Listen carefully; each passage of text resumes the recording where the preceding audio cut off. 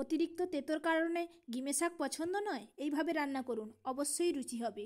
এটা গিমে শাক পরিষ্কার করে বেছে নিয়েছি, আলুকে একদম সরু সরু করে কেটে নিয়েছি, নুন হলুদ মাখিয়ে মিনিট 10 রেখে দেব। যখন এইখান থেকে জল ঝরে যাবে তারপর নিয়ে এতে দেখুন জল ঝরে গেছে, অনেকটাই জল বেরিয়ে গেছে। এরপর নিয়ে কাঁচা লঙ্কা কুচি, পেঁয়াজ কুচি, বেসন আর চালের গুঁড়ি। চালের গুঁড়িটা পরিমাণটা একটু বেশি দিতে হবে, বেসন অল্প।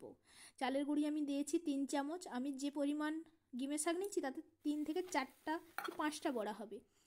এবং দিয়ে সব কিছু উপকরণ দিয়ে ভালো করে হাত দিয়ে মেখে নেব এবং অল্প করে আবার লবণ অ্যাড করছি। আগে যেহেতু লবণ দিয়েছিলাম জল বেরিয়ে গেছে, তার জন্য আরেকটু লবণ দিলাম। এবার গোলা পাকাবো, গোলা হয়ে গেছে, তার মানে আমার আর কিছু লাগবে না।